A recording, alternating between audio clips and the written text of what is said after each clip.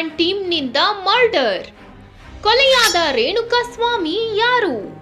ಪವಿತ್ರ ಗೌಡಗೆ ಅಶ್ಲೀಲ ಮೆಸೇಜ್ ಕಳುಹಿಸಿದ್ದೇ ಕಾರಣನಾ? ಅಭಿಮಾನಿಯನ್ನೇ ಹತ್ಯೆ ಮಾಡಿದ್ರ ದಾಸ?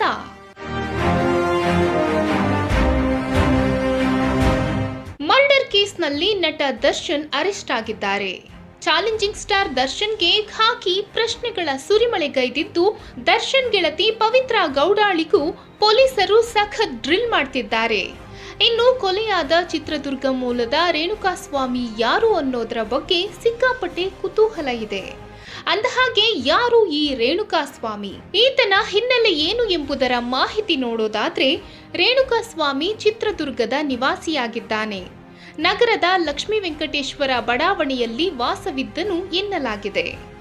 ಅಪೋಲೋ ಫಾರ್ಮಸಿ ಮೆಡಿಕಲ್ ಶಾಪ್ನಲ್ಲಿ ಕೆಲಸ ಮಾಡುತ್ತಿದ್ದ.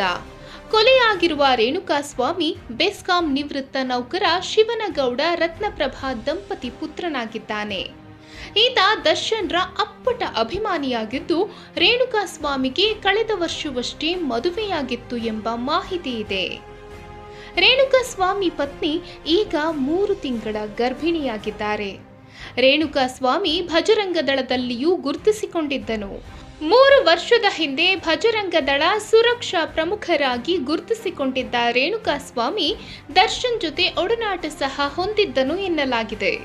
ರೇಣುಕಾಸ್ವಾಮಿ ವಿಜಯಲಕ್ಷ್ಮಿ ಹಾಗೂ ದರ್ಶನ್ ದಾಂಪತ್ಯದ ಮಧ್ಯೆ ಬಂದಿರುವ ಪವಿತ್ರ ಬಗ್ಗೆ ಆಕ್ರೋಶ ಹೊಂದಿದ್ದನಂತೆ. ಹಾಗಾಗಿ ಪವಿತ್ರಾಗೆ ಅಶ್ಲೀಲ ಸಂದೇಶಗಳನ್ನ ಕಳುಹಿಸಿದ್ದ. ಇದರಿಂದ ದರ್ಶನ್ ಹಾಗೂ ಪವಿತ್ರ ಇಬ್ಬರು ಸಾಕಷ್ಟು ಕೋಪಗೊಂಡಿದ್ರು.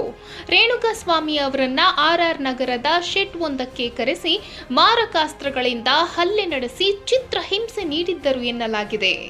ಭಾನುವಾರ ರೇಣುಕಾಸ್ವಾಮಿ ಶವ ಪತ್ತೆಯಾಗಿದ್ದು, ಮೇಲ್ನೋಟಕ್ಕೆ ನಟ ಚಾಲೆಂಜಿಂಗ್ ಸ್ಟಾರ್ ದರ್ಶನ್ ಕೊಲೆ ನಡೆದ ಟೀಮ್ನಲ್ಲಿದ್ರು ಎಂಬುದು ಖಚಿತವಾಗಿದೆ. ವಿವಿಧ ಆಯಾಮಗಳಲ್ಲಿ ಪೊಲೀಸರು ತನಿಖೆ ಕೈಗೊಂಡಿದ್ದಾರೆ.